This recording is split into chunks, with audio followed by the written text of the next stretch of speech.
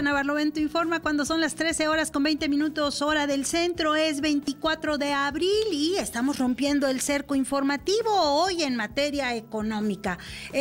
Paso a conversar con nuestros compañeros y les doy la bienvenida a esta mesa de análisis económico. Que bueno, pues vamos a ver diferentes temas. Vamos a iniciar con, bueno, primero los saludo a todos, antes que nada, bienvenidos a la mesa.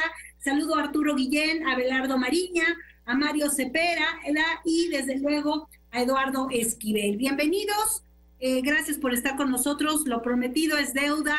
Cumplimos a la audiencia y aquí estamos. Vamos rápidamente, si te parece, Ramón López Castro, hacemos un contexto jurídico de qué está sucediendo en materia constitucional con el Banco de México. ¿Desde cuándo se reformó la Constitución y por qué es autónomo y por qué tiene facultades para abrir una línea de crédito? Ramón. Bueno, el Banco de México tiene una historia que inicia con la época post-revolucionaria. La situación del país era caótica, muchos grupos revolucionarios habían sacado hasta sus propios vales o papeles monedas, no había capacidad crediticia, no había capacidad de ahorro y el gobierno, pues volvemos al tema de las aduanas, tenía que financiarse con lo que caía de las aduanas. Entonces se crea la necesidad de contar con un banco central, primero para estabilizar la emisión monetaria. Banco de México nace con ese mandato, inicialmente como rector de la circulación de moneda, mandato que continúa, pero luego de que ocurren las crisis del siglo pasado, en la década de los 80 y 90, y sobre todo el fantasma de la inflación, se refuerza poco a poco la autonomía de Banco de México hasta que llega a ser una autonomía de rango constitucional. Banco de México se da a la tarea por mandato constitucional y en su ley de Banco de México, el artículo 2, de mantener sus facultades históricas, pero además enfocadas a varios temas. El artículo 2 de la ley de Banco de México dice que Banco de México tiene por finalidad proveer a la economía del país de moneda nacional y para lograr esa finalidad tendrá como objetivo primario procurar la estabilidad del poder adquisitivo de dicha moneda.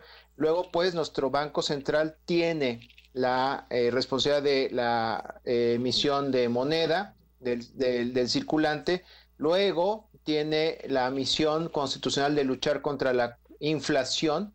Y luego ese artículo agrega otras dos facultades, que es promover el sano desarrollo del sistema financiero y propiciar el buen funcionamiento de los sistemas de pagos.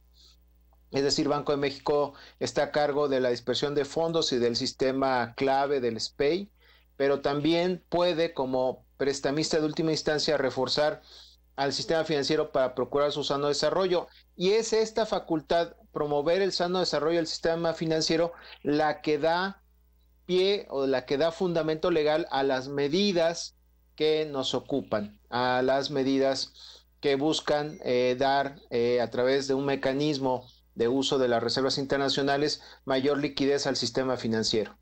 ¿Les parece bien que iniciemos en la parte económica, Ramón, con Arturo Guillén? Él ha estado estudiando esta semana, bueno, este tema, ha dado puntual seguimiento y nos va a explicar en materia económica qué significa este préstamo, estos préstamos que puede otorgar la banca comercial a través de un crédito que está dando, bueno, una línea de crédito que está dando el Banco de México. Adelante, Arturo.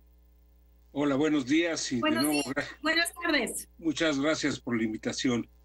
Mira, yo creo que este es un asunto muy importante y efectivamente ha habido algunos analistas que ahora se les olvida su posición neoliberal y están diciendo que esto es un fobaproa. Y probablemente hay algo de eso, pero yo voy a empezar por ahí. Es decir, el Banco Central Mexicano, como muchos bancos centrales en el mundo, desde la etapa neoliberal se les dio la independencia. En la época de Salinas le dieron la independencia al Banco de México. ¿Esa independencia qué significaba? Supuestamente era una independencia técnica para no contaminar al Banco de México con intereses políticos. Pero en el fondo lo que había era hacer funcionar un banco que estuviera, digamos, independiente del Estado mexicano en sus decisiones y que por tanto pudiera orientar la política económica en favor de los intereses de la globalización. Es decir, la independencia de los bancos centrales tiene que ver con el consenso de Washington y con el neoliberalismo. Ahora, vamos a lo que se hizo actualmente. El Banco de México va a dar un financiamiento, va a inyectar liquidez por 750,000 millones de pesos, que es mucho dinero. Y yo creo que hubiera sido mucho mejor que se hubiera actuado como lo pedía el presidente López Obrador. El Banco de México trasladara los remanentes de la institución hacia el gobierno mexicano, y que el gobierno mexicano instrumentara medidas para luchar contra la pandemia y apoyar a la pequeña y la mediana industria. No lo aceptó el Banco de México porque efectivamente jurídicamente tienen razón, ellos son independientes para tomar esas decisiones y decidieron lanzar este programa. Por ese programa, ¿qué significa? Pues finalmente es un programa de inyectar liquidez al sistema financiero, evitar insolvencias de las empresas, que se dejen de pagar los créditos, lo cual es correcto. O sea, en todas las crisis, como ya decía la persona que me antecedió, el Banco Central opera como un prestamista de última instancia y tiene como misión preservar la estabilidad del sistema financiero. Ahora, ¿cuál es el problema? Que esos recursos se van a canalizar a través de la banca comercial y de la banca de desarrollo, pero de una banca de desarrollo que también desde Salinas y Zedillo ha estado maniatada por la banca comercial, o sea, no tiene demasiada flexibilidad. Los recursos finalmente el financiamiento lo va a manejar la banca comercial, porque la banca de desarrollo opera como banca de segundo piso, no como banca de primer piso. Pero es muy importante que los recursos que vayan vía banca de desarrollo haya una auténtica información a la gente del uso de esos recursos, porque el peligro que tenemos es que esos 750,000 millones de pesos efectivamente vayan vía los bancos y que los bancos, en lugar de fomentar la inversión de las empresas, empiezan a hacer especulación financiera con esos recursos, como está sucediendo en Estados Unidos. Una buena parte de los programas de ayuda va hacia la especulación financiera. Por eso las bolsas están subiendo. Me quedaría una duda, Arturo Guillén, sobre este tema. ¿Cómo podríamos los ciudadanos, cómo se podría supervisar la entrega de estos préstamos para no caer en esta especulación de la que hablas? Me quedan 2 minutos si quieres explicarnos. No, muy rápido. Por eso decía, hubiera sido mucho mejor que esos recursos del remanente del Banco de México fuera al gobierno federal y que el gobierno de AMLO transparentara el uso de esos recursos para luchar contra la pandemia. Pero eso no se hizo. Y ahí se ampara el Banco de México en que él es independiente y que no se puede usar el remanente. Entonces lo que ha hecho es lanzar un programa de liquidez en un Banco de México en donde hay gentes que no son necesariamente todos o neoliberales, pero que está dominado por un pensamiento neoliberal desde hace 30 años. ¿Les parece bien? Entonces no hay garantía, ¿verdad? Claro. Voy rápidamente a un corte, si me lo permiten. Voy a regresar al comentario de Abelardo Mariña y de Eduardo Esquivel, y después con Mario Cepeda, quien se salió, y lo vamos a reconectar. Me parece muy importante que nos quede claro, y otra de las preguntas que hay de la audiencia, les comparto a ustedes, es bueno, ¿y cómo se va a proteger a las a las pequeñas y a las medianas empresas, que son las que están pues no son personajes muy acaudalados, sino más bien pertenecen a una clase media. Vamos a ir a un corte, si me permiten, si me permite este colectivo de economía que hemos abierto el día de hoy. No se vayan ustedes, por favor. Vamos a estar aquí pues resolviendo dudas sobre esta parte económica que a todos nos tiene abrumados, además de esta pandemia que estamos viviendo, no solamente en México, como siempre decimos, sino a nivel mundial. Recuerde, quédese en casa, no se vaya. De regreso en Barlovento Informa cuando son las 13:35 hora del centro. Agradezco muchísimo todas sus preguntas en Barlovento Informa, rompiendo el cerco informativo. Usted ya lo sabe, ya se incorpora a la transmisión Mario Cepeda, y antes leo, Cuba Cuatza está un poco desesperado el día de hoy y me dice, ¿qué pasó con Ricardo Agüet? Dijo que es un hombre honesto, pero Ricardo renuncia, entonces ¿qué pasa ahí? Dio a entender por corrupción. No, lo que dio a entender mi querido Cuba Cuatza, el presidente, es que lo que hay en las aduanas es mucha corrupción y que precisamente Agüet, como es una gente honesta, pues no ha podido hacer lo propio y está seguramente, eso no lo dijo el presidente, lo digo yo, seguramente abrumado. Y bueno, hay que recordar que él es un senador de mayoría relativa. ¿Qué significa eso? Pues que hizo campaña y ganó. Quiere decir que es bastante popular. ¿Les parece bien que retomemos nuestra mesa? Gracias a todos por permanecer aquí y retomo la mesa con Abelardo Mariña. Abelardo, ¿cómo estás? Bienvenido. Y buenas tardes, muchas gracias. Con mucho gusto estamos otra vez acá con ustedes. Quisiera seguir un poco la línea de argumentación de Arturo que me antecedió. Esta inquietud que hay, ¿no? De cómo se va a controlar que los recursos realmente lleguen a donde deben de llegar.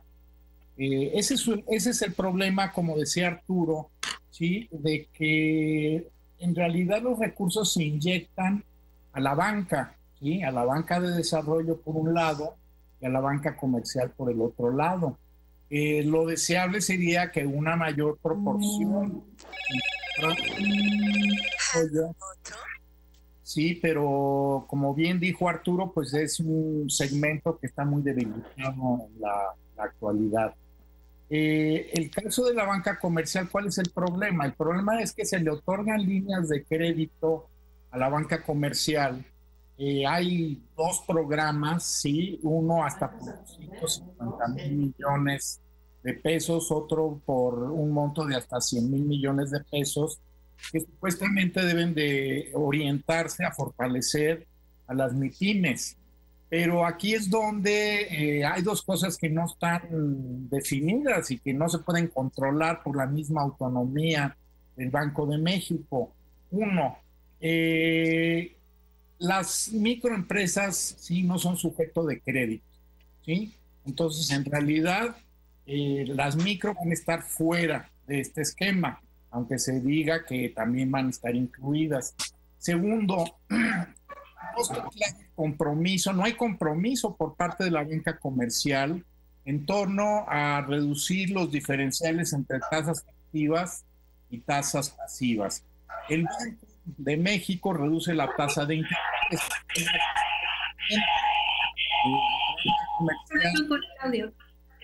Ahí lo estoy recuperando. ¿O se fue? No, a ver, adelante, Arturo. Sí. Eduardo, estás haciendo con tu teléfono mucho ruido. Si nos ayudas, por favor, a que no se nos filtre el ruido, por favor. Arturo, regreso contigo. Continúo, sí. El problema es que no hay un acuerdo de la banca comercial. Ellos van a recibir recursos a una tasa de interés preferencial, que además es una tasa de interés que disminuyó el Banco de México, pero las tasas de interés activas pues son muy altas. Entonces, que una pequeña, mediana empresa, ¿sí? haga uso de estos créditos o que una persona haga uso del crédito personal. La tasa más baja de los créditos personales, la activa, está alrededor del 25%. Es muy, muy caro este crédito. Entonces, pues no se garantiza que efectivamente vaya a orientarse estos a lo mejor 350,000 millones de pesos que están orientados a las MIPYMES realmente lleguen a las MIPYMES. Aquí sí quiero hacer el contraste y con respecto al apoyo que está dando el gobierno federal, ¿sí? Con créditos a las pequeñas empresas, sobre todo a las empresas familiares, que sobre todo son micro y pequeñas empresas, porque ahí directamente se van a otorgar 1 millón de créditos, ¿sí? De 25,000 pesos, y son créditos a la palabra, ¿sí? Es un monto pequeño, ¿sí? 25,000 pesos, pero al menos durante la emergencia, durante la contingencia, esto sí le puede dar aire, ¿sí? a las empresas familiares o a los individuos que están registrados en la Secretaría del Bienestar. Y yo creo que coincido con Arturo en el sentido de que lo más pertinente sería que el gobierno federal tuviera recursos adicionales para canalizarlos realmente con tasas de interés preferenciales y que efectivamente lleguen a los destinatarios más vulnerables. Eso es de lo que se trataría. ¿Qué podemos hacer como sociedad? Pues yo creo que sí hay que exigirle a la banca comercial, ¿sí? A estos líderes empresariales que luego son muy críticos del gobierno federal, que precisen claramente cuál es su compromiso, ¿sí? Porque la banca comercial no ha hecho ningún compromiso y hay que exigirlos. Tienen que reducir los diferenciales de tasas pasivas y activas, ¿sí? De manera profunda, reducir las cuotas por servicios que cobran, que son de las más altas del mundo. Y deberían de contribuir por ese lado a enfrentar en el corto plazo la contingencia y a ayudar, ¿sí? a la necesaria reactivación de la economía cuando se pase la etapa más difícil de la pandemia. Hay que exigirlo, ¿sí? Y así como las cámaras empresariales son muy belicosas, pues yo creo que también nosotros deberíamos de organizarnos, ¿sí? Y ser muy belicosos con los líderes de las cámaras empresariales. Voy con Mario Cepeda. Mario, bienvenido, buenas tardes. Lourdes, hola colegas, hola al auditorio, buenas tardes. Yo coincido el planteamiento básico que están haciendo Abelardo y Arturo en el sentido de que esto de ninguna manera puede considerarse un FOBAPROA. Esa es otra historia que se dio en circunstancias completamente distintas. Hubo de por medio una nacionalización de la banca, una reprivatización, etcétera, una nueva crisis. En fin, es toda una historia que no podemos reproducir aquí rápido y que, por cierto, no se ha acabado de resolver. Ahí se siguen pagando cantidades muy importantes de dinero a los bonos ya no del FOBAPROA, sino del IPAP. Y eso, decía yo la sesión anterior, que habrá que revisarlo. Pero yo coincido que, dada la profundidad de la crisis que estamos viviendo, ya los organismos multilaterales la han declarado más grave o tan grave como la depresión del año 29 al 33, es lo más importante en materia de crisis en el siglo XX. Pues nada más recordar que la economía norteamericana cayó 30% entre el 29 al 33, la mexicana también cayó. Entonces, parte de lo que sucedió ahí es que se adoptó una política monetaria que fue completamente contraria a darle liquidez a los mercados. Una vez que vino las primeras manifestaciones de crisis, lo que hicieron los bancos allá fue limitar el crédito. La Reserva Federal limitó los créditos, se dificultó acceder a que hubiera liquidez en la economía, y eso profundizó la crisis. Justo eso no hay que hacer ahora, y lo que está haciendo el Banco de México va en la dirección correcta, está dando liquidez. Ahora, son 10 medidas distintas entre sí las que anunció en su sesión pasada de su Junta de Gobierno, y son de naturaleza distinta. Entre ellas incluye por ejemplo, dar crédito a la banca de desarrollo o más que dar crédito, dar liquidez para que la banca de desarrollo, dando a cambio instrumentos de crédito del gobierno federal como bonos de desarrollo, CETES y otros instrumentos que ya están emitidos, pueda acceder a dinero líquido. Y también para que la banca comercial, 250,000 millones de pesos, puedan utilizar algunos activos, incluidos bonos del gobierno y otros instrumentos de vencimientos a mediano y largo plazo, incluso en el corto, para poderlo soportar con liquidez. Eso es correcto, pero efectivamente, como bien señalan Arturo y Abelardo, colegas, existe el riesgo de que se vengan activos tóxicos, o sea, cosas mal manejadas que se acepten como garantías de la liquidez que está dando el Banco de México. Pone un candado el Banco de México, los activos que se reciban deben tener calificación. Corta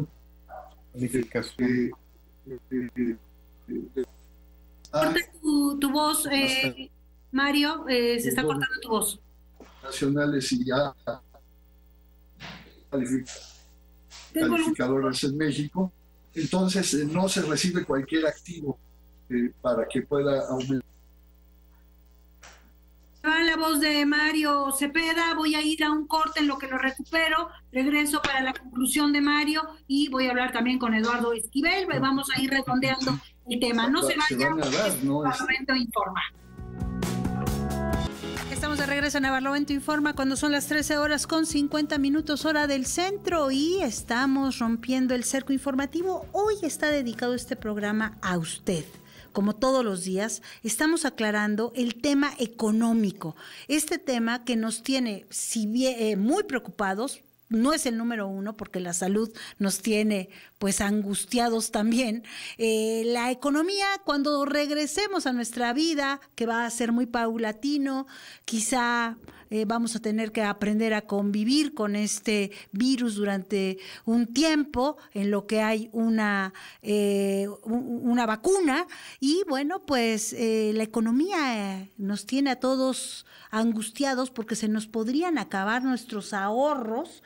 Ya hay diagnósticos en ese sentido. Retomo la llamada con Mario Cepeda con mucho gusto. 2 minutos tenemos, Mario.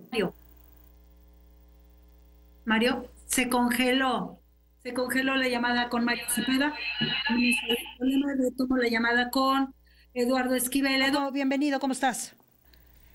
Buenas tardes al auditorio, buenas tardes a todos mis compañeros y a ti en especial. Yes. Mira, quisiera referirme a lo que estamos hablando. Creo que el tema central ahorita es el Banco de México, ¿no? Los 750,000 millones de pesos que está mandando al mercado para tener liquidez, como lo dijo Arturo o Abelardo, no me acuerdo quién. Y que la banca de desarrollo pueda financiar a las medianas y pequeñas empresas con más de 25,000 pesos, pero a una tasa un poquito más alta, ¿no? Y no sé si se acuerdan que nosotros, un grupo de compañeros economistas y financieros, presentamos la semana pasada pues unas propuestas, y entre ellas hay una propuesta muy interesante de nuestra compañera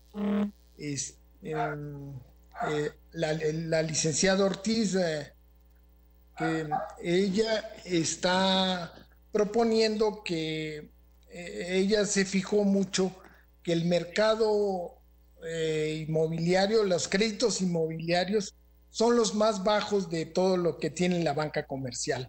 Entonces, podemos agarrar hasta tasas del 9%, entonces entre la tasa activa y pasiva es donde están este tipo de créditos, es donde hay menos diferencial. Entonces ella lo que propone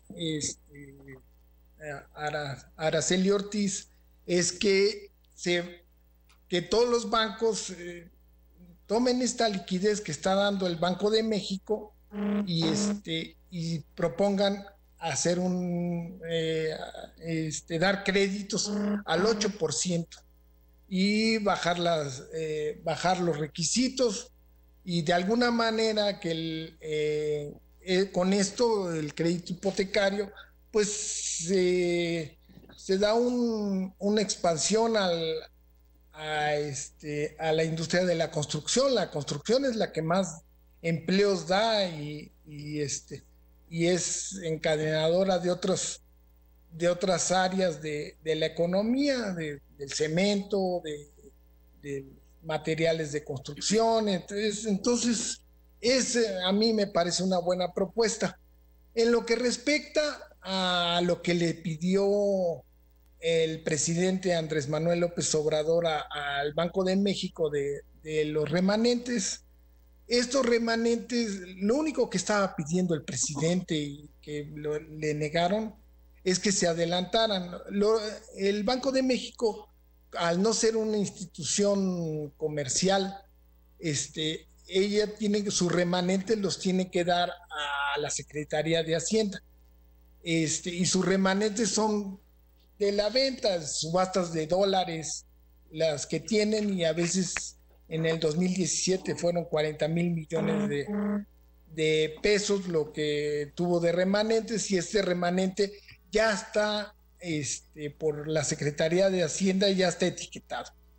En el 2018 y en el 2019 no hubo remanentes porque el peso estuvo bastante fuerte, entonces no hubo subastas, no hubo ese diferencial que es donde gana el Banco de México, pero a partir de este año pues tiene ya muchos remanentes pero por la ley estos remanentes se entregan hasta mayo se podrían entregar hasta mayo del 2021, y entonces lo que quería el señor presidente es que se adelantaran y poder cambiar la ley, me imagino, porque el 70% de estos remanentes se van al pago de la deuda.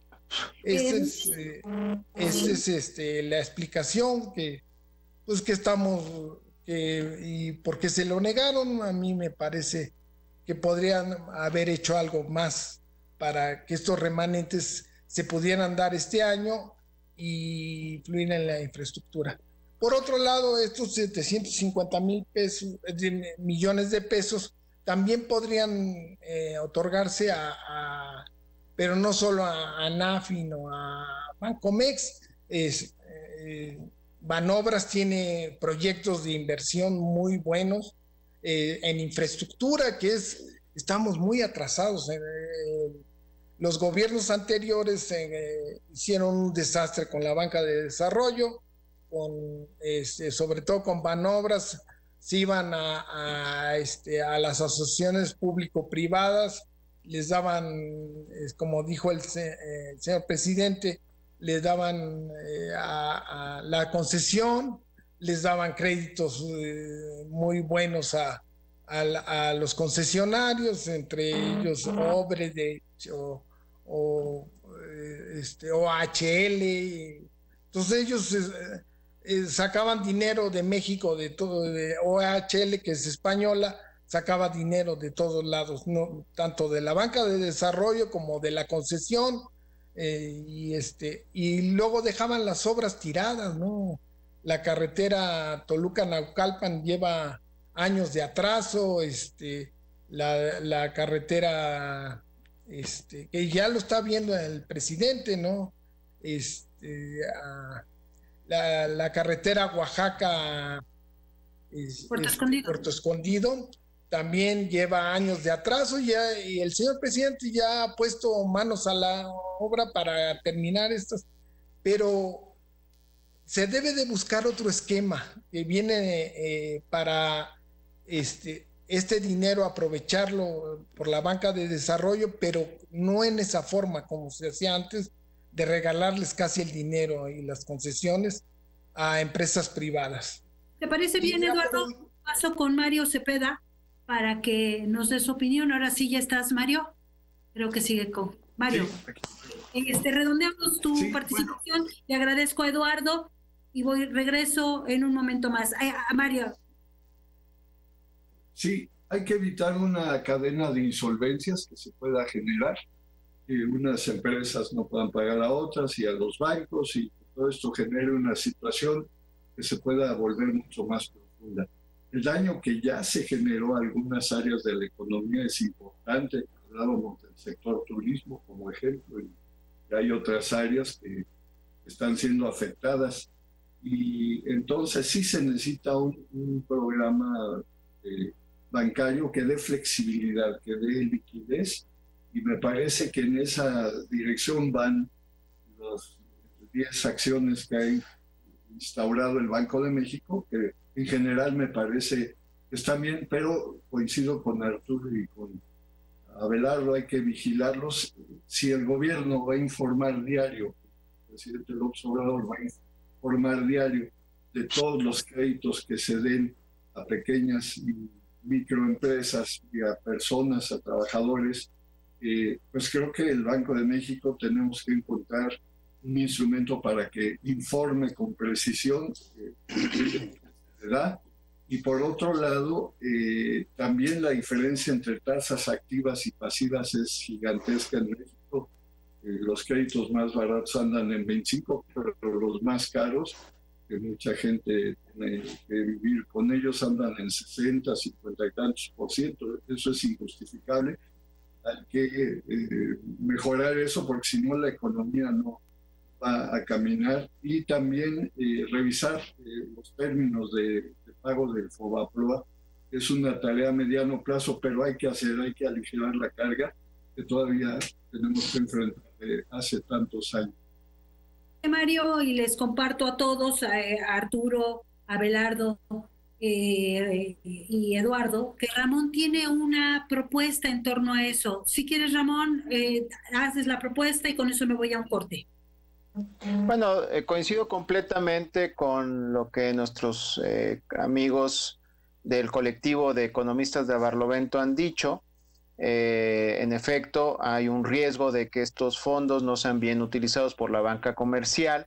Es cierto, la banca de desarrollo ha estado de capa caída por este desmantelamiento que vivió en la época del neoliberalismo, que apenas termina con la llegada al poder de Andrés Manuel López Obrador, pero yo creo que la herramienta de vigilancia y supervisión que con la que debemos de contar y con la que el gobierno federal debe de presionar a la banca privada, a la banca comercial, es la Comisión Nacional Bancaria de Valores, con fundamento en el artículo 175 de las disposiciones de carácter general aplicables a las instituciones de crédito.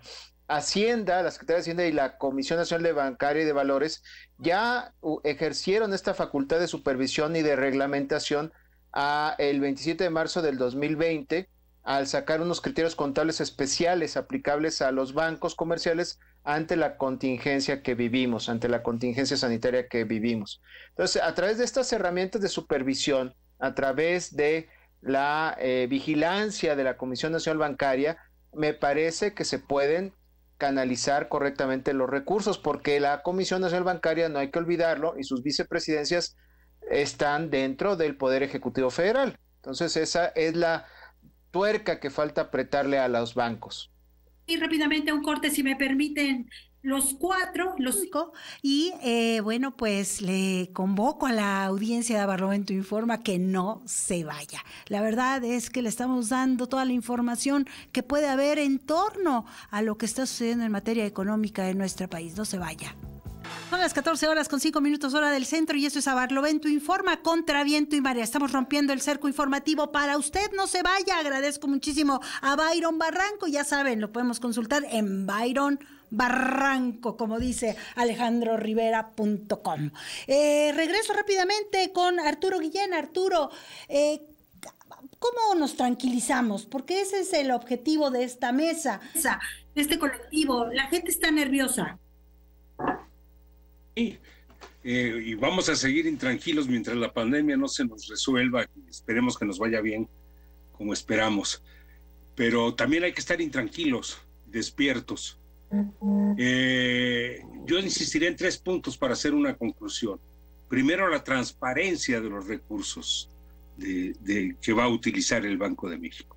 Sí, no es solamente de que la Comisión Nacional Bancaria, eso está muy bien y es una obligación legal, pero vivimos en un país que avanza hacia la democracia. Nunca había habido tanta democracia en este país como ahora, tanta transparencia en el manejo de las cosas, tanta libertad de expresión y de información. Entonces, el Banco de México y los bancos comerciales están obligados, hasta por condicionamientos morales y éticos, a dar una información detallada de cómo se van a usar esos recursos. No quiere decir que hay que tener todos los datos completitos, pero sí que esté la información clara de a dónde están yendo esos recursos. Ese es uno. 2, la crisis es muy profunda. Estas medidas, yo coincido con Mario, lo que hizo el Banco de México va en la dirección correcta, pero faltan más cosas. Estamos en una etapa en que se necesitan decisiones audaces, atrevidas, nuevos mecanismos imaginativos. Y ahí hay una propuesta que hizo en Brasil un profesor muy importante del pensamiento latinoamericano, que es el profesor Bresser Pereira, que es el de poder en un momento dado emitir unas especies de coronabonos. ¿Sí? ¿Qué sería el coronabono? Un bono que emite el gobierno federal, unos bonos que emite el gobierno federal y que no se van a llevar al mercado.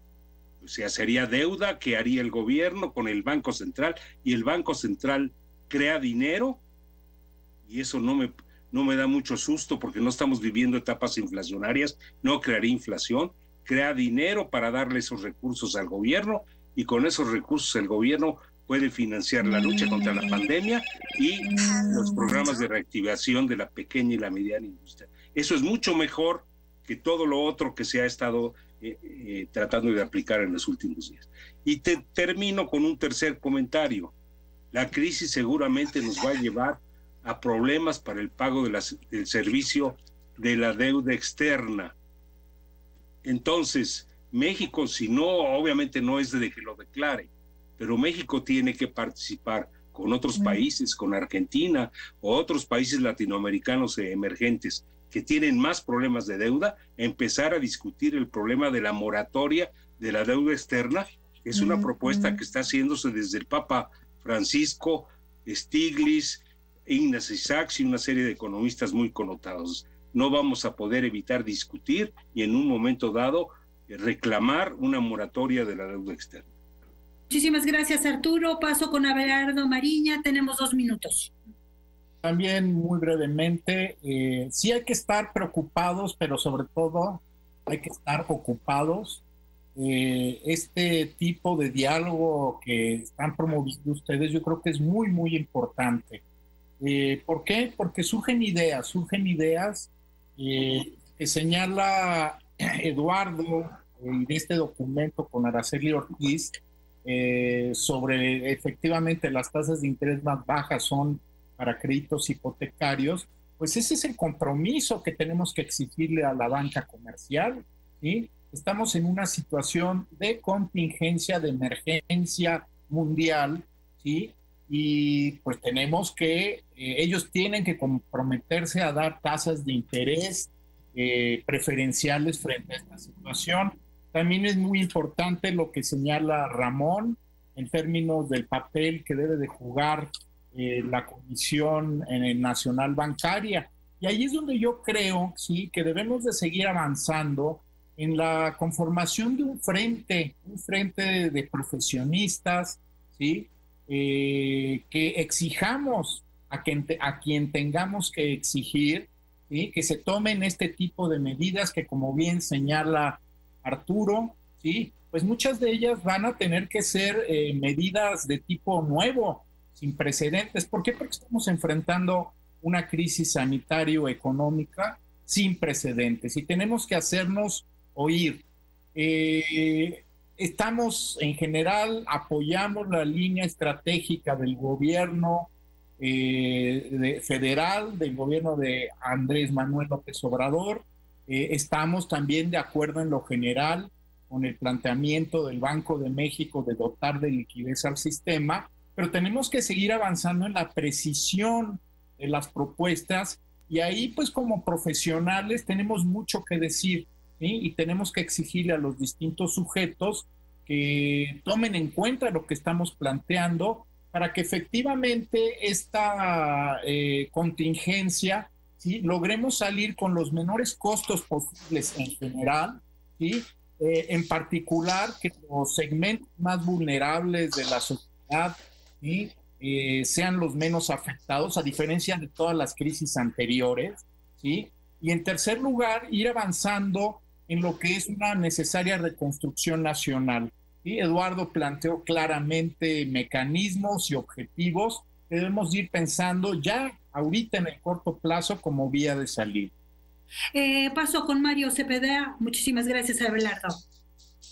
Mario, tengo 2 minutos escasos. Sí, no hay que asustarnos con el tema de que se va a emitir más dinero respecto a lo que produce la economía material en este momento.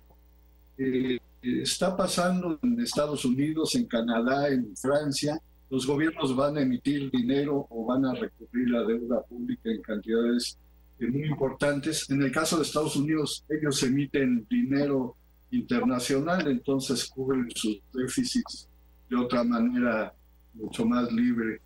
El gobierno de México tiene que, está haciendo, me parece, recurrir a los mecanismos que aseguren la protección de los más débiles, pero conforme se vaya viendo que haya otras necesidades, puede acudir a recursos de expandir la demanda para evitar que esto se vuelva una crisis de insolvencias de proporciones mucho mayores a una simple coyuntura, ¿no? Y desde luego creo que la participación de la sociedad, de los profesionistas, somos especialistas en el tema, pues tiene que estar muy activa y vigilante de lo que vaya sucediendo. Yo me sumo a la preocupación y propuestas de mis colegas. Hay que estar muy pendientes y exigirle a la banca y a los banqueros comportamientos que no han tenido, ¿no? Que nos están cobrando todavía. Yo insisto en el tema del IPAP o APROA, es un pendiente que tenemos que revisar, porque ahí estamos pagando cantidades muy importantes que no tienen para cuándo terminar, y esa crisis ya fue hace mucho tiempo. Gracias, Mario. Paso con Eduardo Esquivel, y te pido, Eduardo, 2 minutos exactamente, porque tengo que ir al corte con los compromisos comerciales que tenemos. Mira, en las conclusiones tenemos que estar preocupados y ocupados, ¿no? Son las dos cosas. Una en la materia de salud, que es la más importante ahorita, resguardarnos en nuestras casas, no salir a atender a lo que nos está diciendo las autoridades sanitarias, y por el otro, preocuparnos también por la cuestión económica. La cosa no está fácil, se están perdiendo empleos, y hay una buena noticia. El presidente está muy atento, muy preocupado y muy ocupado haciendo las cuestiones. Todavía falta la letra chiquita de sus propuestas, de lo que se va a hacer. Falta la letra chiquita. A mí pensé que hoy iba a ser esto, pero desgraciadamente no. Yo creo que la semana que viene va a haber esta letra chiquita, y por otro lado, pues hay que estar contentos de que el presidente no está usando las medicinas que usaban anteriormente, lo que usó el presidente Felipe Calderón, que fue un desastre, como enfrentó la crisis del 2008. Ya me imagino, si hubiera estado enfrentando esta crisis, ¿a dónde nos iríamos? Entonces, esa sería mi conclusión, y hay que seguir, como dice Abelardo, hay que seguir aportando. Nosotros como profesionales tenemos que aportar cosas y más, y analizar lo que está pasando.